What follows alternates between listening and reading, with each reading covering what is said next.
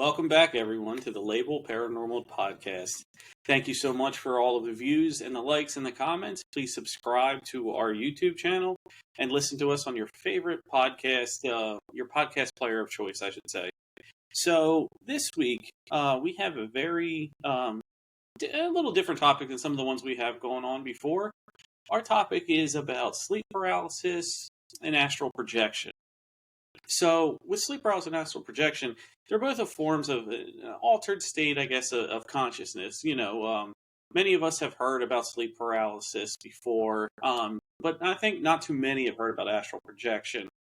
And, even though if you look at the surface, they're not the same, but the underlying things behind it are kind of similar. And we're going to, over this podcast today, this episode, we're going to talk about why we feel that way and how consciousness plays a part in it. So when we talk about these things and sleep paralysis, astral projection, these are altered states. And when they're altered, it is something you can change to, it's an effect of your consciousness that's either brought on by outside sources or yourself. There is the belief that astral projection could be a self-hypnosis trance, essentially, where you can train yourself into going in there, finding the astral plane, moving out of your body, and things like that. With practice comes perfection, and you can be able to do that pretty much anytime you want, which is a wild theory we'll get into a little later. Sleep paralysis has a basis in science, Some think it has a basis in science where, to get into a really layman's definition, we have REM sleep, and we have momentary wakeness from our mind, but our body's in REM sleep, which has active paralyzing agents that it sends to your spinal cord, because if we acted out all of our dreams, we'd have a lot more people falling out of bed. So this is, it's a moment where our brain's awake, our body's still asleep. Why? Who knows? When? They don't know. But you have two forms that it could be before, when you're about to fall asleep, or right when you wake up. I think it's like hypnagogic. There you go. It's a hypnagogic state. Yeah. Yeah, there you go. But it doesn't really explain all of the different, side effects, whatever you want to call it. It doesn't explain all the phenomena of sleep paralysis. So I believe, Mark, when we have sleep paralysis and we have the traditional medical definition, we can certainly put some of these things in there, but we can't put all. No. And the thing about sleep paralysis, and the same goes with ball lightning, is a lot of people see this as sort of an excuse. They could just sort of label whatever sleep paralysis, and it just makes it go away in their minds. That's the official definition is sleep paralysis. I saw an alien in my room, sleep paralysis, saw a ghost, sleep paralysis. That's all, it's a way to kind of shove away the paranormal. And I just kind of want to go over this. Sure. I want to share my screen here to show you this. I'm going to go into, hold on one second. Let me screen. There we go. So, this is the sleepfoundation.org. This is an institution about sleep. Just right here. No one knows exactly what causes sleep paralysis. We'll go to PBS. No. Yeah, there we go. Yeah. Crap. All right. Here it is. Yeah. What is sleep paralysis? This is, though we don't know much about the details of sleep paralysis, these people don't know either. This is Harvard right here. Hold on one second. Let me share this tab. Sleep paralysis. Hold on. Let me just. Hold on. While the exact cause of sleep paralysis is not understood, there's a lot of things. There's a lot of explanations for sleep paralysis, but the fact of the matter is, our institutions really don't know what it is. Now, when they monitor people and they put them under MRI while they're having sleep paralysis, they could see activity in the brain. They could see things happening in the brain. Things are, and obviously with any kind of interaction, you'll see activity in the brain. But that doesn't mean that what's happening to the person is entirely constructed by the brain. Now, most of the time, sleep paralysis happens to completely normal people who are, throughout the day, totally mentally fine. Now, when they have sleep paralysis, they are seeing full body hallucinations. Now, Yes. the only real mental disorder that gives you full body hallucination. Now, hallucinations, most of the time when people talk about hallucinations, they're talking about auditory, maybe out of the corner peripheral hallucinations.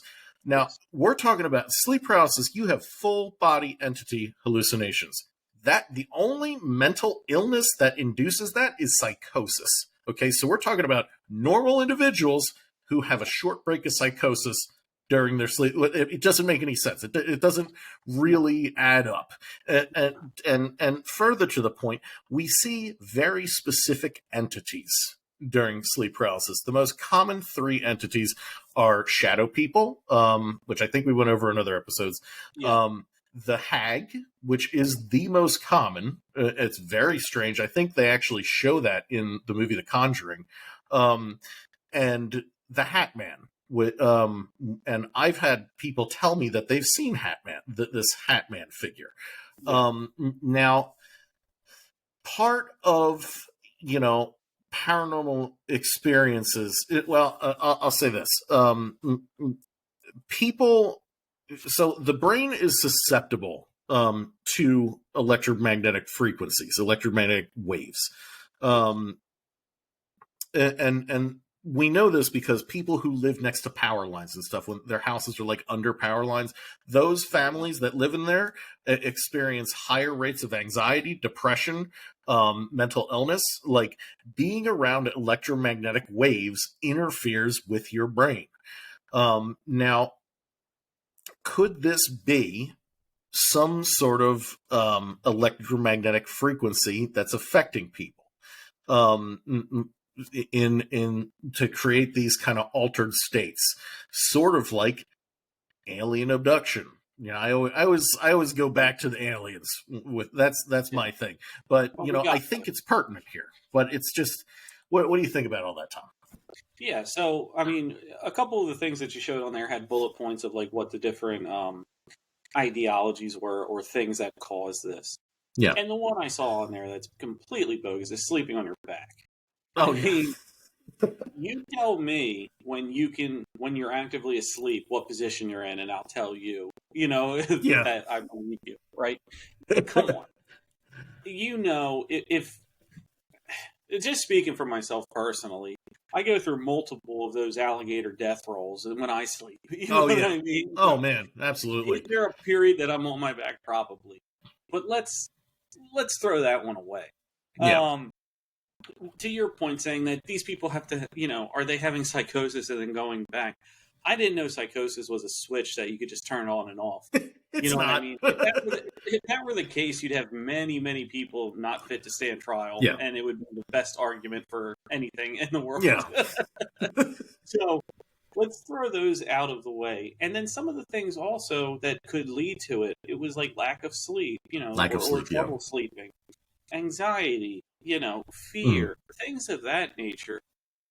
Those are all aftermaths of you being haunted, essentially. You know what I mean? If you're haunted, you're not sleeping well. If you're haunted, you have anxiety and paranoia. You have some of the things that can cause that. So if you're going to say it's this for one, you have to include the other. So, when we talk about these paranormal and the sleep paralysis, and I've had this before. I've had it happen to me. Yeah. And what I can say is, yes, that some of these maybe can be explained away. And I get that. I don't believe, I'm not here to paint with a broad brush, but I'll tell you this. Do I believe every paranormal story that somebody tells me? No. Do I Mm-mm. believe none of them? No. You can't paint with a broad brush. Yeah, You know what I exactly. mean? You have to Yeah. find yourself in somewhat of a middle because, I've spoken to you about this before. My thoughts on this stuff where, we have to be more critic than the critics. You know Yeah. what I mean? Mm-hmm. Because we're trying to figure out what is going on, and the best answer we can give somebody is, I don't know, I can't explain it. Mm-hmm. That makes it paranormal. We're not sitting here on top of the roof saying that's a ghost, that's a ghost. You know what Right. I mean? Exactly. Yeah. So when we have things like this, we have to investigate both sides, not just the medical one and try to disprove that. We have to talk about the ones, and we can, and me personally, this one I can actually talk about that I've been through. So, for example, with me, and I've been, have this. I remember having this when I was like young, like grade school. You know what I mean? So it wasn't a phase in life. I've had this before, number of times. If I had to put a number, like gun to my head type of thing, I would say maybe, 10 to 15. It's Okay. not probably closer to 10 than 15, to be honest with you. Not I think I've counting had at it all. once, maybe twice. Okay. So, Yeah. In these times, mine was, some of them, I believe, were probably this type of phenomenon where I'm awake, but I can't physically open my eyelids. Right. No hallucin, no nothing like that. Those times probably were things like this, or associated Right. with your REM sleep, and my mind was awake before my body. Yeah. This was on the wake up. That makes sense. Yeah. So, thank you. So, when you have those ones, there's no auditory. I can't even open my eyes, so I can't see anything. Yeah, exactly. You know what I mean? Yeah. So those ones I can attest to. But a house that I lived in that I bought, as I got older, that had different paranormal phenomena happening in it, not just to me, but to pets and to my wife and everything like that. Yeah. Those ones, I tend to think that's more paranormal because the events surrounding it wasn't just I can't open my eyes. You know what I mean? Really? These were things. Yes. This was. Why don't you tell us about them? So this one was, I'm laying in bed and I can't tell you, I'm just falling asleep. You know what I mean? Like, I can't tell you how close I was to sleep. It was a typical day that you fall asleep. You lay in bed and you're like tossing, turning, trying to find your comfort spot. You know how it goes. We all been there. This is post phone time. So you're not actively on the phone. You're actually, phone's down, charging, whatever it is. You're laying down, going to sleep. Yeah. I felt impression on my bed. Like if somebody sits on your bed, like right there, or somebody puts their hand down and you feel the bed go down. Yeah. And at that moment when I felt it, I could not open my eyes. Oh man, that's freaky. I haven't had one where I've been seeing. Yeah. I've only had ones where I can't open my eyes. So I feel the bed pushed down and a guttural like right here. Oh man. And I'm trying to open and I'm trying to move and I'm trying to open my eyes and I felt like breath. You know what I mean? Like air. Oh man. Like something was like, imagine if somebody like put their arm on the bed and they're over top of your head and they're like, and breathing right on you. So I didn't have the chest feeling. I know I was on my side because this one, it was here. I was feeling it here. You know what I mean? Like around there. And I woke up with a, you know what I mean? And everything was fine. There was nothing. Nobody was there.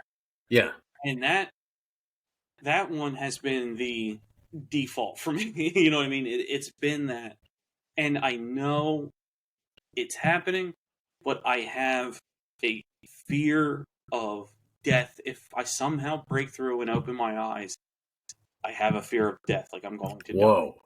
I have this isn't anxiety where I'm worried. This is like just, primal.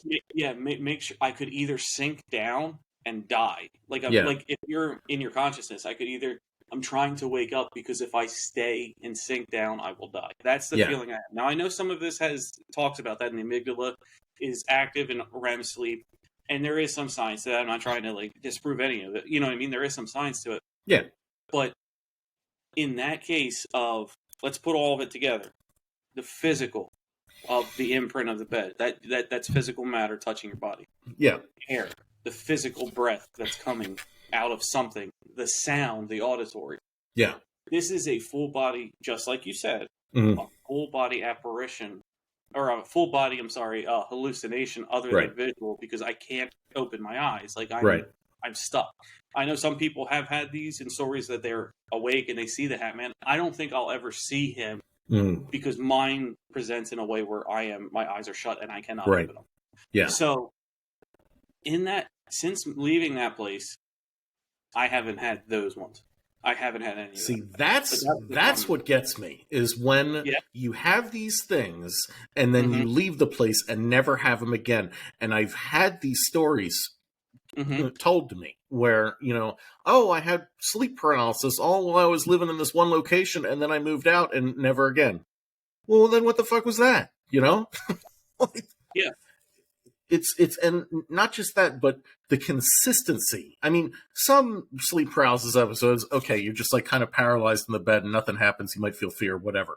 But a lot of these sleep paralysis have these consistent forms of entities. I mean, you might have some variations, but the shadow people, the hag, and the Hat Man, like, what are these? Are these just Jungian constructs in our brain, like from evolution?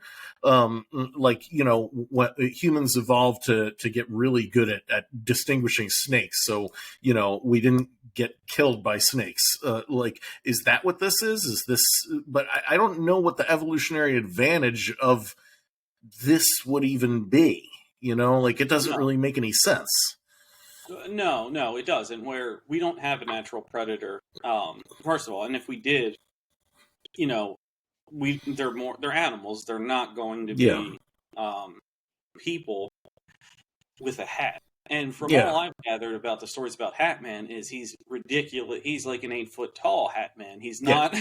He's massive. Yeah, he's massive. He's not of human origin, which would, to me, indicate more of an extraterrestrial phenomenon in that than the paranormal, because, again, I believe if they come here, they're going to take on forms that are, recognizable to us. Yeah. If they're not human, they don't know that we are smart enough to know when something belongs in a space and doesn't belong in a space. For example, you go to a sporting event and you see a guy in a hat. Nobody's scared of that. Nobody's questioning that. It's just what it is. Yeah. You're in your room. Your door's locked. The front door's locked. And you see a Hat Man in there that's 8 feet tall. Yeah, that's going to scare the hell out of you. Yeah. So, when we talk about the Hat Man and things like that, that also, makes me believe it's more of a paranormal phenomenon, because people talk about the same thing. It's the commonality of it all that really gets to me. So there's patterns here. If everybody had a different thing that they saw, you can maybe explain that away, because not everybody has the same dreams, what have you. Yeah. So if everybody's talking about the Hat Man and describing a similar slender build, lanky guy with a hat, I mean, literally that's all it is, a shadow guy with a hat. Yeah. That leads me to believe, something is creating that response in us and leading us to the same conclusion. Just like, I'm going to take it to the science world. You got the flu, I got the flu, 17 other people got the flu. That flu is a virus. What does it do? It draws out a response of vomiting, cold, runny nose, sore throat, vomiting. Let's just say that. It appears in you, me, and 17 other people. Is that because of how we live our lives, like this would tell you? If we live our lives because we sleep on our back and we have too much anxiety? Or did something initiate that response, elicit that response out of us? Well, it's something elicited. It's a virus. So, using that theology, right? Using that, if we talk about people seeing the Hat Man because of sleep paralysis, we just haven't figured out what initiated that response.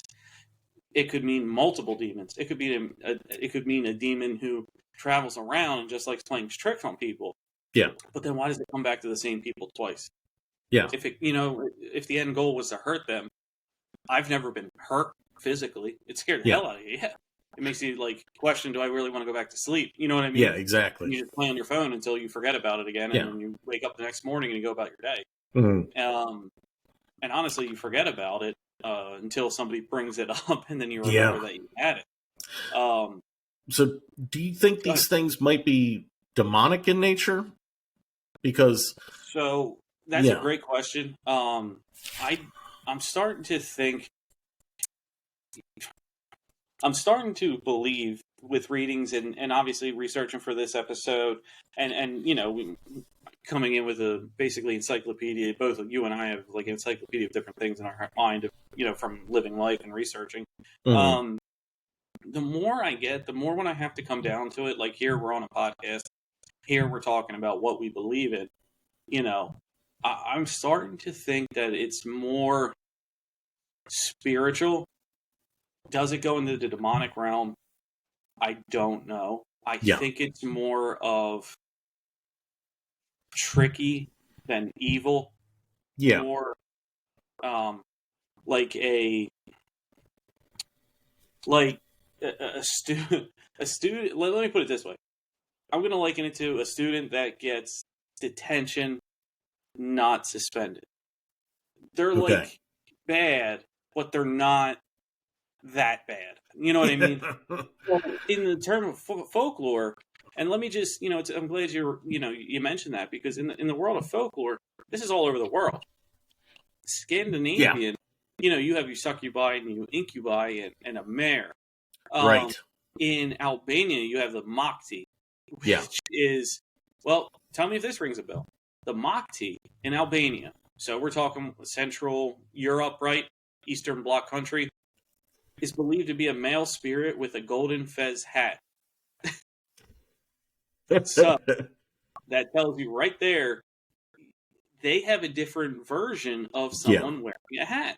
Different type of hat, yeah. I believe the hats that we were talking It's about are like, interesting. Yeah, wide brimmed hats, right. almost like cowboy, but not a Yeah, baseball cap. But you also have hag. Hag is another one where it's just an old woman, who's like hmm wants to cause pain on you because of her own life. And then in the Asian cultures, you have almost like a child or a teen with long dark hair that just sits on you. You know what I yeah, mean? yep, Other countries view it as like a canine or almost cryptid that gets in. And the yeah, United States takes it to the UFO realm. yeah, So all around the world in folklore, there's something of holding you down and making you not be able to get up right. while you sleep. Yeah, And that, we can talk about you and me all we want. And this year, 2023 and all of that. This has been here for centuries. And when it's yeah, been here for centuries over a period of time, I think it's the spirits that stay on this earth, not so much a demonic one where it can travel from heaven to hell. So that's just okay. I think it's more So, spiritual folklore. okay, so more like it's more in the ghost realm, in the spirit I do. realm. I do believe Yeah, it's more in the gross realm. yeah, I believe that it doesn't have the power that a demon has right. because it hasn't, at least from what I read, and correct me if I'm wrong if you read anything different, I haven't read where it's physically hurt somebody in terms of like killing them or I know you have the holding down, you've had pressure, we've read Right. things like that. I don't think it's gotten, or I don't think it's as strong enough to do more than that. Yeah. So, so I just wanted to say that, yeah, there's like ancient paintings of this Yeah, phenomenon, and normally it's depicted that there's some type of goblin creature on you, and but more tricky, right? more Not tricky. like, So it's yeah, like this constant theme of a trickster spirit. yes, The other has some sort of trickster tendencies. But as for stuff like demons and ghosts, now I don't know if you look into exorcisms or exorcists or hmm things like that, but no, yeah. it's If been you're a paranormal documented. one, you Yeah, got to take one. You got to take it all. yeah, Even if you it's can been persevere. documented that demonic encounters do have physical effects, like scratches on the back and things Yes, like they that. do. Now, I don't know if this has ever been recorded with sleep paralysis. I never looked into this specifically, but it kind of goes back to my thesis that people use sleep paralysis as kind of a hammer for any sort of paranormal event that they might have in their life, whether it is an encounter with a ghost, an alien, or even a demon. Whatever entity that they're interacting with, it seems like normal, rational people that like to go have their head checked like to use sleep paralysis as a broad stroke, to just as a neat little bow tie on that event in their life. So I don't know. You might be right. For normal sleep paralysis, there might be zero effects, but who's to say that this doesn't lead into other phenomena? Like one of my an acquaintance that I had. They were living in an old colonial house in Lancaster, Pennsylvania, and they told me that they would have sleep paralysis-like events with shadow people. They were constantly seeing shadow people all the time in their house, and they were trying to attribute it to sleep paralysis, but it sounded a lot more demonic than sleep paralysis. So that's kind of where, like, I don't know how people really perceive these events. You know what I mean? Oh, you're right. And again, it goes back to that broad brush scenario where are all, paranormal events, sleep paralysis? No. And are all demonic events sleep paralysis? No. And vice versa, right? Right. So what we have here is we definitely have some interesting things going on. But when you get to people and your acquaintance, for example, and you get to him and he's having his event go on, paralyzation is often with demonic entities. You know what I mean? Yeah. And not only that, but taking over your body. Yes. Otherwise, why are you going to have an exorcism? It took over your body. Yes. It can control your movements. I think they are two different events. And I'm not just saying because one you're sleeping and one you're not. Yeah. I think that it can do similar things, but the end goal is different. Yeah. Demonic is almost easier because you know what the end goal is. It wants to get your life force, your energy. It wants to kill you. It wants you to be unhappy, and it wants to feed off of whatever. And then once you're dead, it goes on to somebody else. Yeah. That's almost by the book. If we were writing the book, right. The gospel, that's what that is. When you have sleep paralysis, there's a hidden motive there that I don't understand, that I don't know what it could be. Because in the grand scheme of things, is it long? No. You know what I mean? But what value is it getting from you? Yeah. And it leads me to think, like, all of these spirits might want something from you in the living realm. Whether it wants your attention, it wants your happiness, or it wants your grief. You know what I mean? They might all have something different they're trying to get from you. What this one's trying to get? It might be. What could it be that is, like, what are you getting? Because I can't wake up. I'm scared. Maybe fear. Yeah. Is what that feeds on. Demonic is grief, and it's just, that's how they present in two different realms. And it might just be that in hypnagogic states, the realm between waking and sleep, your consciousness might be weak enough for these entities to have an inroad, to reach through a window and grab you. Yeah, to be like, well, he's in a weak enough kind of state right now. We could get in there and try to chip away at his psyche. You're exactly right. And when do people, when people get possessed, when people have physical reactions to the spiritual world, none of them are happy-go-lucky people. You don't see religious people like that who are the enemies of what these things are. Yeah. You see people who they've just had a death. They might be recovering from addiction. They might have ruined their life. They might have, made horrible decisions. They might have gotten a car crash. They might have been to jail, those type of things. Right. Those are the more likely people to get weakened, worn down, and then become susceptible to the possessions. With the sleep paralysis stuff, it's a one and it's I don't want to say one and done, but I've had it happen fairly often. Yeah. But it wasn't every night. Right. You know what I'm saying? Exactly. So if it is that I'm transporting my consciousness through this chamber here, and I have my walls up, and then it, towards the end, it gets weaker. Yeah. Something could latch onto you right there, but since you're moving through states of consciousness, almost like an elevator going up and down, it only gets you for a little bit, and then you're okay. Exactly. And that was my model of an elevator. So doing that, it's a perfect hopefully elevator. It helped people think. But switching gears to like astral projection, how wild would it be if you could learn how to do that? If you could, and for astral projection, for people who you are having an out of body experience, I think that's the more common term from it. Yeah. You want to talk about historical text? There's an image drawn of Ka having Ba above him with wings. So it's like his head with wings, and that was his consciousness looking at his body. Yeah. Not at that thing, not a soul leaving the body, but a voluntary, leaving of energy of yourself and then coming back to yourself. Yeah. So I went and in research for this, I wanted to see the people that claim that they can do this. Now we're on a cable channel, to be honest with you. Yeah. And they what they say is it's a sort of hypnosis. It's like between hypnosis and a trance.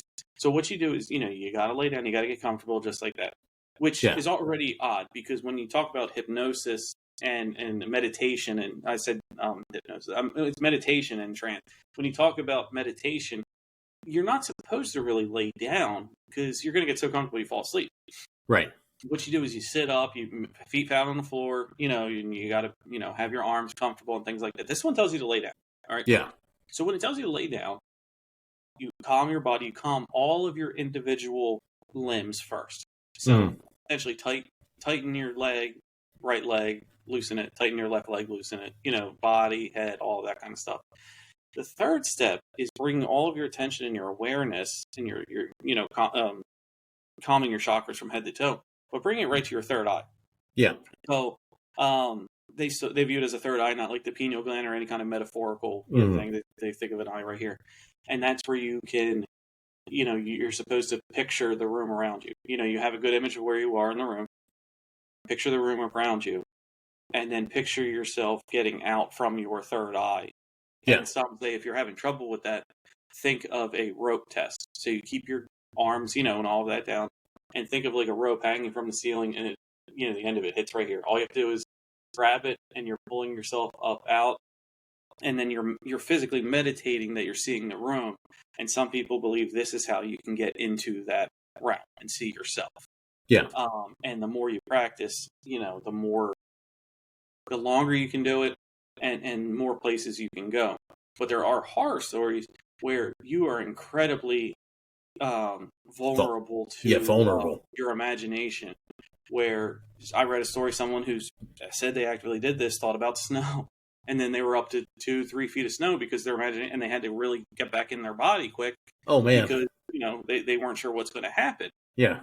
Nobody can write a book on this stuff yet. You know what I mean? We don't even know what we don't know. Yeah. So, in terms of astral projection, I've heard stories of people like they get up and they do, they go to the bathroom and they come back and they're about to get in bed and they look and they see their body's still there, right? That would get me. But everything, like I just got up and went to the bathroom. I don't know what happened. Yeah. And, people say that you basically accidentally opened your third eye through whatever means. Say you were sleeping, you did that. And when you got up, you were actually getting up from your consciousness was getting up out of your body and coming back and getting into it. Yeah. How do you get back in? They say you can say, I recall my energy, and that would bring you back into your body. Yeah. Some say you have to go back through your third eye, and then you open your eyes and you're back in your own body. But astral projection has a history of, and the astral plane has a history of interdimensional wavelengths, interdimensional creatures, interdimensional knowledge, where many, many people believe they can reach this plane and get answers to questions they shouldn't have answers to. Right. A lot of people see this as kind of like the spirit world, kind of similar to what shamans are able to do. And people who practice transcendental meditation say that they could perform this as well. And I guess my question for you is, do you think that maybe what happens during sleep paralysis is you sort of naturally knock yourself into this state and you're kind of encountering metaphysical entities? It's kind of, yeah. What do you think about that? Yeah, no, because they very well could go hand in hand, because if you are paralyzed in your body and you can't move, your consciousness is still in your body, you just haven't left yet. Yeah. Many people say you have to leave your body when you're in the astral plane. You have to get up out of your body. Right. What this could be is you just don't know how to do that. You just don't know how to do it. You don't know how to do it. Yeah. So, if, you're literally in your dark room, right? You're in your dark room in your mind, and you're trying to open your eyes, but you don't have that. You don't have that functionality. That experience, yeah. You can walk, you can get up, you can go do whatever, but the astral plane isn't from your eyes, it's from here. Yeah. You know what I mean? So you're not turning on your eyes, basically. That's you're not engaging what can give you sight in this astral plane. The stories of people who are able to do this and who have done it, I would love to believe all of them.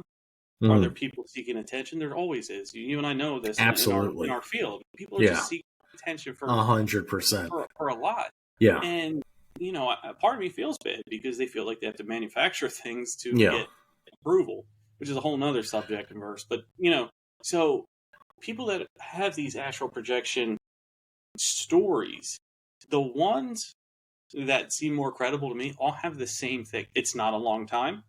Mm-hmm. It's relatively new, or it's something they didn't mean to do. Yeah. And it's something that freaked them out, and it was something every day. So when they astral projected, they're not going to Paris. Yeah. You know what I mean? What the story I just told, he went to his bathroom and came back. Mm-hmm. If that happened to me, I'm more likely to believe that. You know what I mean? If you're gonna make up an incredibly fantastic story about this, and I did that, I did this thing where I got up out of my body, my consciousness left, and I saw my body there. You're not gonna go to the bathroom. You're not gonna walk around your room. Yeah. You're not gonna turn around and see yourself on the bed. Yeah. You're gonna talk about really fantastic things that you did and exaggerate the story. Yeah. So the ones that can reach that plane, and anybody can look up a simple YouTube, astral projection, and you'll hear beats and things that make it easy for you. Don't believe any of that.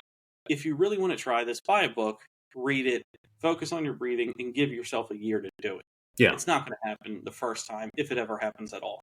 Yeah. See, for me, now I love theory and conjecture and speculation, but at the end of the day, when a person tells me that they've had an experience that they only can experience, like astral projection, remote viewing, channeling, I have a hard time with that because there is less than absolutely no evidence there because that's full on trust me bro shit, but I do love speculation and conjecture. And my one friend, he claims that his dad was a metaphysical pastor. That's actually a thing. I didn't know that was a thing. But he claims to be proficient at astral projection. And he said that when you're good at it, you can pretty much go anywhere you want with it. But there are entities out there and you need to avoid them because if they get you, you're not coming back, and shit gets weird, and that's interesting to me because I wonder how similar it is to remote viewing. Do you know anything about remote viewing? So remote viewing, and for anybody listening, there was an experiment of the U.S. government was experimenting with super soldiers, and I believe this is the first time. It's not the only time, but I believe this was the first time that they wanted to test sort of psychedelic drugs, LSD, and mushrooms on soldiers and create more of a aura-based feeling soldier compared to, your muscle bound, I got to carry a rucksack, all that kind of good stuff, right? So when they did this, what they wanted to do was remote view, which was using the energy of the things around them to put themselves in a place and, basically transmit their consciousness to a place and then view what's there and then come back and report on it. Right. And there's one story evidence that I find fascinating was there was during the Vietnam War, there was a soldier who was proficient in remote viewing by whatever metric you determine that by, but he was, in a forest in Vietnam, and they said, "Do we have any enemies out there?" And he closed his eyes and he took his shoes off, which is an important detail to me. He took his boots. He took his boots off, and he was barefoot, and he was just feeling. And he called a sniper in that in that forest about 200 yards up or 300 yards up, and sure enough, he was there. Yeah. There's been other stories of people remote viewing without using the forest energy and things like that. Basically, being a conduit of what is out there that shouldn't be here. Yeah, trees, plants, leaves, things like that. Yeah, they're going to be in a forest. Humans, metal, guns, no, they don't belong in a forest. So that's how it's not like his eyes went and they're searching. He just felt. That's what the remote viewing to me was it was more of a feeling than the actual sight I'm viewing. And there has been other stories, and please look them up, of people. Jimmy Carter. Yeah. What? Jimmy Carter allegedly got the aid of a remote viewer to help find a downed spy plane in Russia, and shockingly, they were able to find it with the help of the remote viewer. So that's No, that's definitely so. When you have the remote viewing, I don't know if I would classify them the same. Yeah, because the remote view that I read about, that I know about, was more of a feeling based program in harmony with your vibration, matching a vibration of where that was, and you had to search for it. Quick example is tuning a radio. You know what I mean? You click. Oh, I found something. Hold on, let me go. You know what I mean? Yeah. So let me go back and do that. Do you think? Do you think this is related to Reiki and focusing on chakras, getting the frequency of your body correct so that your spirit can sort of come out? That's something you have to have you have to have a full charge when you do anything electrical. You know what I mean? You not a full charge, but you have to have some sort of energy. Drink a lot bank. of water. Yeah, you have to have a lot of energy bank, to do anything. So, if you want to go far, you need a full tank of gas. You need. Yeah. So balancing your chakra, I believe, is tuning yourself to the correct frequency of what you want to do. So it's basically giving yourself a charge. You're putting yourself on a little, you're pumping yourself up. You know what I mean? If you think of a ball, you know what I mean? You're pumping yourself up by getting that there to allow it to happen. Can you astral project or can you remote view astral project and things like that without aligning chakras? I don't think so. I don't. There has to be something that you need to do here. Otherwise, we're all doing it, right? Yeah, that's the thing. And hold on, real quick. One thing you said about the Reiki, I can say with confidence, I believe Reiki works because I've been through that and I've tried it. Really? And there's something about it that I've only done it once. I would love to do it again. But what had happened was I'm feeling altered states of consciousness, whether it's drowsy to full on, I can't open my eyes like I took a sleeping pill. You know what I mean? And everything around there, and all of it was based what I needed work on was based around like my head, because there's multiple ones here, and then all the way down. Yeah. But I believe Reiki works because I've seen the effects on me. But I can't help if anybody else doesn't, because if they haven't, then I don't. Yeah. But go ahead. I'm sorry for no, I think that's awesome, dude. Especially if it helped you. No, I was just going to bring up, the point that you brought up. If it was so simple, everybody would do it. It kind of draws me back to the things that Graham Hancock would talk about, where perhaps at one point in the past, humans were more in tune with their spiritual nature, and they could perform things like this more easily, because this, where you see a lot of astral projection literature, is it hovers around ancient texts, like a lot of older historical stories. I can't really think of any off the top of my head right now, but there's plenty of examples if you go through like Native American lore, South American lore, things like that. But my next question for you is, how closely related do you think astral projection is to lucid dreaming? Because I feel like a lot of these same concepts, there's a lot of similar concepts. Like my mother can 100% lucid dream. Like she's not astrally projecting. She knows she's dreaming. She could talk to the people in her dream, and they're like, how do you know that this is a dream? So it's just, and she could like do different things, that she can control her dream. So it's just fascinating to hear stuff like that. What do you think about lucid dreaming? So lucid dreaming to me, I don't know how similar I would say it is to astral projection, because in lucid dreams, I haven't heard anybody say that they saw themselves. They saw themselves, yeah. They don't see themselves in lucid dreaming. They don't see themselves. So I believe lucid dreaming is a state of dreaming that you're allowed to retain some of your consciousness, which some people might be more wired to do. With the astral projection, I believe, some people are wired to do, or they've practiced it, but it's a complete different state change. It's a consciousness shift in awakeness, in your awake ability. So I could say, to be very honest, I could say that it's the lucid dreaming of awake, and lucid dreaming is the thing of sleep. There is an argument to be made there, but I don't believe that people who are lucid dreaming astrally project, and I don't think people who astral project are lucid dreaming either. So, when people astrally project, do you think that it's kind of like some kind of dream state, or do you think that it is literally our soul leaving our body and entering the metaphysical realm, and we could see stuff and go anywhere we want if we wanted to? I believe that's a great question. Because I lean more in that direction.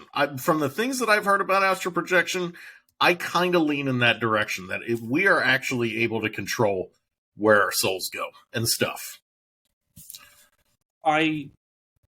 If we wanted to make it those definitions, yeah, absolutely. But for me, I think we allow our consciousness or our soul, sure, whatever you want to call it, leave our body in a controlled way.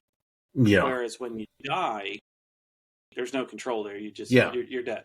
So, and I believe, with astral projection, we can control our consciousness, which I believe would be a part of our soul, but not the whole thing.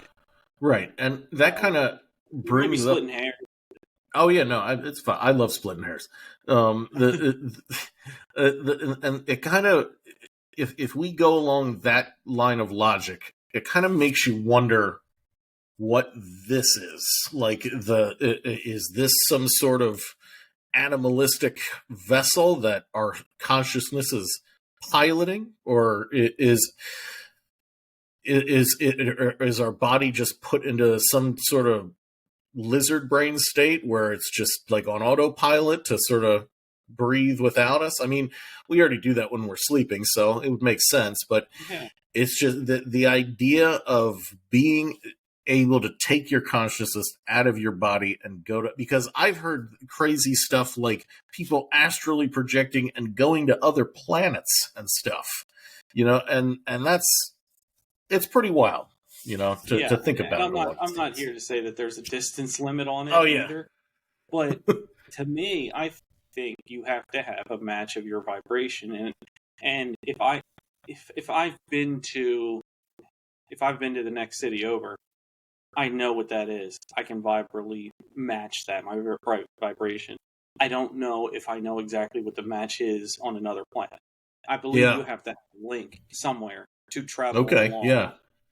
I don't know, and I'm not saying it's not true, because maybe they have been abducted, and they've been to that planet, but and they just don't know about it, but they can match because they have been there. Yeah, that's ultimately what I think there. So, do you think perhaps because for cases of alien abduction, it seems like the vast majority of what people claim to be alien abduction and what I claim my experience to be, it happens in sort of an adjacent realm to ours. Like it's kind of like a dream state, but it's like it feels real. Do you think it sort of happens in this astral projection realm? Do you think that's where these sort of entities reside in? Perhaps UFOs are metaphysical craft that pop in and out of this astral realm. Yeah, I mean, if you were to say, what's your definition of the astral plane, the astral realm, I would call it an overlap between our dimension and another dimension, where they can get in this way, we can get in this way. We can't go out that way. They might not be able to go in this way. Yeah. But we can overlap right in this realm here. And it's not a physical realm. That's why we can't walk into it. Yeah. We have to project ourselves in there. So, just like how we hop in a queue, basically, it's a queue of consciousness, let's call it that, where they go into a queue, we go into a queue, we can interact with each other, and then I go out this way and you go out that way. Yeah. And that would to me, that would solidify the discussion you had about you have to, and with someone who they warn you to watch out for entities. Yeah. Well, yeah, anybody can go in this way. That means anybody can probably go in that way. Yeah. Yeah. Man, I love this stuff. It's wonderful. I'm just glad we have an outlet and we have people that actually listen.